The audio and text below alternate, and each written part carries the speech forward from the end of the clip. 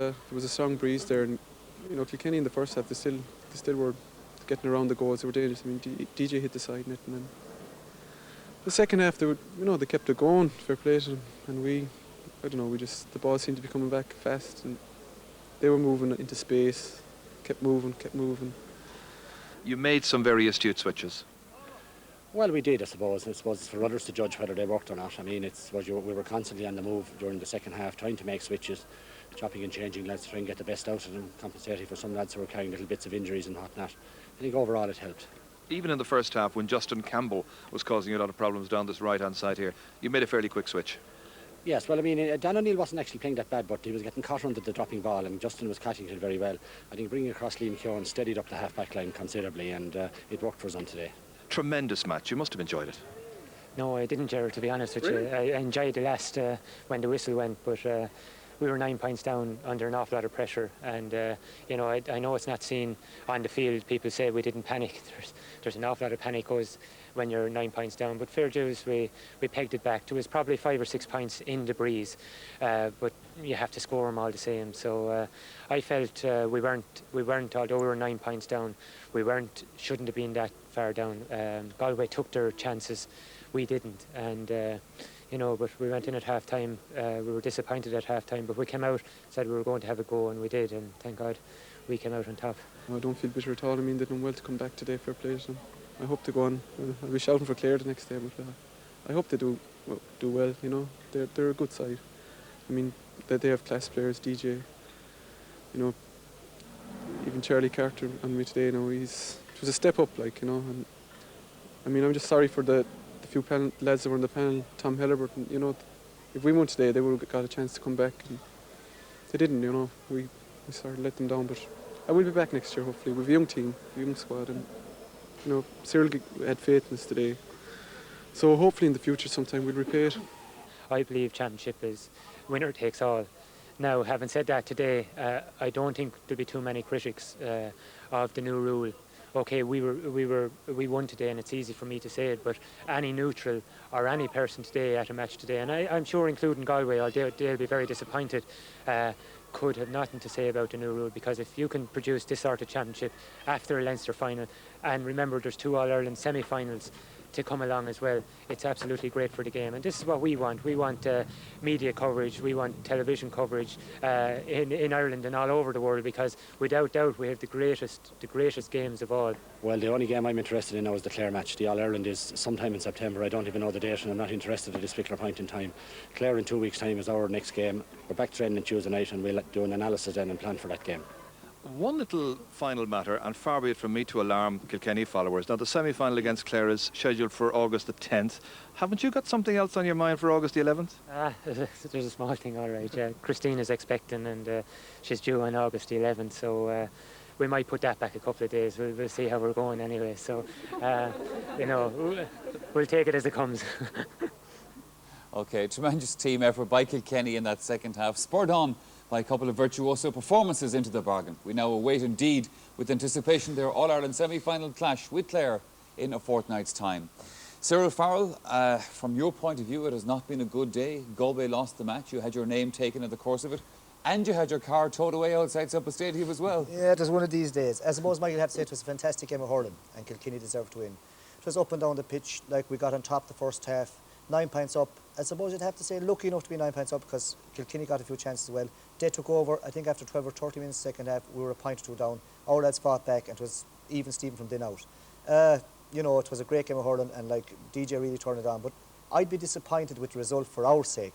But with the performance of the Galway team, I couldn't be disappointed, because they gave everything out there. At half-time, OK, I know that you would say that Kilkenny were still in the match, but it was a 9-point lead. It was a 9-point lead, and it was lovely to have it. You'd say, well, we're 9 points up, let's build from there. But we knew in our heart and souls that we'd have to go on and score more. Now, fair dues to Kilkenny, they came out and they got a few frees, and then they hit it with 1 or 2 great goals. And the next team, from being 9 up, I think we're 1 or 2 down with about 12 minutes gone on our stopwatch. So, at that stage, you'd feel they're going to go on a roll altogether. Now, fair dues to our fellas, they came back in again and fought hard from then on. Do you think were your lads taken by surprise with that first 5-10 minutes of the second half, the way Kilkenny came out? Not really. It's easy to say that now, but we knew what was going to happen. I suppose you'd have to say, Michael, deep down, it's our real first game. That's the one thing that's catching us. We needed a few hard games to get the real thing going. Like Kilkenny, a few games played. If we got a draw today, I think we would have improved. But like that's neither here nor there now. Kilkenny are kind of going into the semi-final and they're very happy tonight. Well, sir, this is a topic now that we'll come back to in a few minutes' time about Galway's position in this new championship now, let alone the old scenario. But for the moment, Tomas McCahey, today's match, how did you read it? Well, I must say, commiserations with Cyril. I know he'd be disappointed tonight, but both teams can take great credit today. I think it was excellent value. As you say, it's a new hurling championship, but any punters watching the game today would have said it was a brilliant game. There was great passion in it, great commitment, and the scoreline at the end suggests that there was great scores in it as well. Unfortunately, for Cyril's point, it has to be a winner today, and there's no back doors for Cyril, or there's no trap doors for him to get through, and that's the unfortunate situation for Galway. As I said today, and we've said in the past number of weeks, Kilkenny have got their chances to get back into this game. They've learned from their mistakes. They picked a team today that they felt that was capable of achieving that, and they did that. In the first half of the game, I think the wind had a big factor on this, more than most people would actually would suggest, because with the wind in the first half, what Galway were doing, they were putting fierce pressure on the Kilkenny backs, but they were very fast to the breaking ball, and they got tremendous scores from that, and they started in Woodward fashion. The same seemed to happen in the second half. You know, in the second half of the game, Kilkenny got on top because they were lobbing high balls down into the square, and balls were breaking, and they were able to pick up scores. Let's have a look at some of those scores, Tomas, because you've picked out the start that Galway have made. Yes, here we see a clearance by Colin Moore that comes down high ball into Justin Campbell. And for me today, Justin Campbell in the first half had a tremendous game. Here you see him racing away from the defenders, and his pace and ability, and that's a tremendous point. And that's the start that Galway wanted, and that's the start they got. Here we see again Kevin Broderick out in open space. And Galway were doing this very, very well in the first half, taking on the defenders, running past and getting scores. Here we see a ball knocked down by Liam Burke in midfield. Again, Justin Campbell racing past the defenders, breaking through and taking his shot over the bar. Galway at that stage were putting tremendous pressure on Kilkenny backs, and it resulted in a lot of changes in the Kilkenny defence. Here we see the move that led to the goal by Kevin Broderick. He sets up the move by hitting into Joe Cooney, into Justin Campbell. It's a great stop by Adrian Ronan, but here you see Kevin Broderick with his left hand and a great shot. And that's great play by Kevin Broderick. He's the guy that set up the move out in the middle of the field, and he follows in the play to be in around the square when it breaks out to him. So that was a great start for Galway. And yet, as you point out in this next sequence, the warning signs were there. Yes, that's the one thing that impressed me about Kilkenny today. They weren't playing that badly either in the first half. Here we see Peter Barry going through. To me, this is just the wrong option that he took. If he had looked up himself again, he would have found his path to goal was very, very clear, and he had the chance to go for a goal or go for a point. They were creating chances. Here we see the ball coming across to DJ. Again, this marvellous pick-up from close to the ground, and in he goes. Very unlucky with a shot, breaks wide. But this is the one that turned the game for me. It's tremendous hurling by DJ. There's a great pass by Michael Phelan. And if you see it again behind the goal, this is the ball that TJ will always relish, the one that he's running onto. He runs onto here. The defender, give him his credit, tracks him back and expects it to be able to hook him. But DJ is so cute, he kind of takes a step inside that makes it more difficult for the block and puts it into the back of the net. That really brought Kilkenny back into the game. So in the first half, they were showing signs that they weren't going to, 9-point lead at half-time wasn't going to be a great lead to come back with. I asked Cyril there a moment ago if his players were surprised, taken by surprise, this blitz start in the second half by Kilkenny. I know I was. Yes, I suppose Kilkenny were the first guys out in the field after half-time, and I'm sure they knew themselves that what they had to do. They set off in tremendous fashion in the second half, got some excellent scores. Here we see DG again on his right, turning to his left, and a great score over the bar. I mean, within a space of 12 minutes, they turned a 9-point deficit down into a 2-point lead, and that's tremendous scoring. Here we see Charlie Carter. What he does here is brilliantly drops the ball off the hurley onto the ground, picks up again, but great vision to pick out Michael Phelan and kicks it into the back of the net. That, I'm sure, would have broken the heart of any team, but you have to give credit to Galway. They came back after that when most teams would have fallen apart, and they actually went ahead at one stage in the game to go a point ahead. There is one peculiarity now, I suppose, Cyril, from Galway's point of view. You're out of the championship, but your hurling is not done for the summer because you now face this league semi-final. Yeah, we do, Mike. We have a league semi-final probably at the end of August, but I'd say the lads tonight, like, they're not thinking of a league semi-final. They're just, they feel you know, down. They gave it everything. They dressed them afterwards was like, you know, they were gutted. They had gave their hearts out. And the league isn't much good to them at this stage. The league, it was lovely, it was great competition, but I feel like if they played it out, you know, there'd be something that now it's just kind of, it's in kind of limbo really.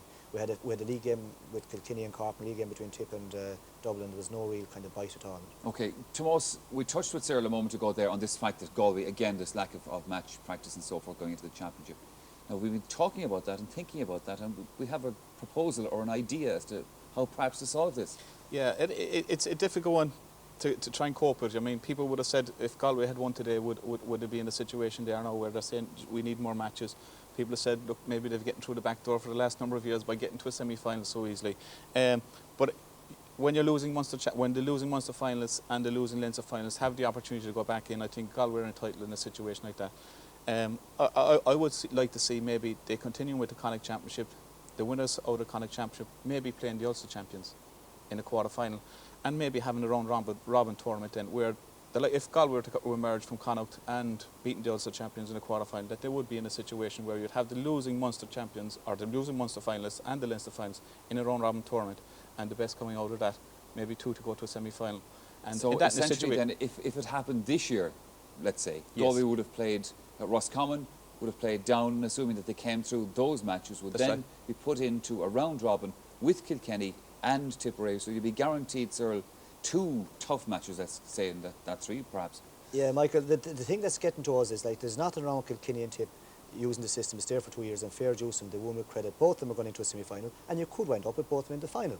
Now, there's nothing wrong with that, and it's great for hurling. But the thing that kind of gets to us is that we're still coming from our neck of the woods, and we still only get 1 chance. Now, today was a fantastic game, but we don't get any other championship game until, if we're all alive, this time next year. Well, would you like the system then that Tomás says? Oh, I'd love the system that Tomás says, because at least to be given us a chance to get a few games, or else have an open draw to give. But now that seems to be far away. But definitely the Tomás system that he devised up would give a fair chance to, say, losing team, you know, we'd be all getting a fair crack at it. Because as it stands, we don't get any second chance. Now, I'm talking from a Galway perspective point of view. I'm not taking away from Tip or Kilkenny. They were the lucky ones this year. They got a second chance, and both are now in the semi-final, and they could wind up in the final, and you could have either Kilkenny or Tip winning an All-Ireland final.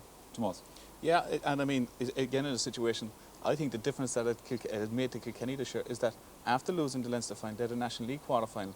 Cyril has to face a National League semi-final in 2 or 3 weeks' time, which is going to be a lot harder for his players. He hasn't had a competitive game for the last 2 months. So, I mean, they took this National League very serious, won all their matches and got through to a semi-final, but hadn't a game for a long time. Yeah. You know, and the other side of it then, I suppose, how would it affect the Munster Championships and the Leinster Championships, for me, is that if you were to win your Munster Championship, you'd be guaranteed your semi-final spot, and you'd be pushing yourself very, very hard not to be involved in that round-robin situation with either the likes of Kilkenny and Galway. Yeah. Okay, well, that's our proposal then as to how this championship, remember, this is a 2-year experiment, this year and next year, but we suggest this refinement of having a round-robin situation, which would improve Galway's situation to begin with, but also, I think, create a hell of a lot of good hurling. Let's go to the man of the match, Tomás. A reminder before we do that all of our man of the match recipients, of course, receive a top-of-the-range gold watch, and there it is. And Tomás, I wonder who could you have picked today as the man of the match? Well, there's no doubting my man of the match today, in fairness, you know, and that has to go to DJ Carey, and I'm sure he'll be delighted with his award today, and maybe he's probably, expectations were always very high with DJ, and today when the pressure was on, he delivered the goods, and he had an excellent game, scored a tally of 2-7. I'm sure that watch will come in very, very well for him over the next number of weeks. There's an alarm built into it, so for those early morning feeds to get him up nice and early, so he deserved the man of the match today. He had a brilliant game. All right, our congratulations then to DJ Carey today, and we wish DJ and Christine the best of luck in the next couple of weeks. Well, now, for the Minors, of course, there was also a second chance in the championship this summer.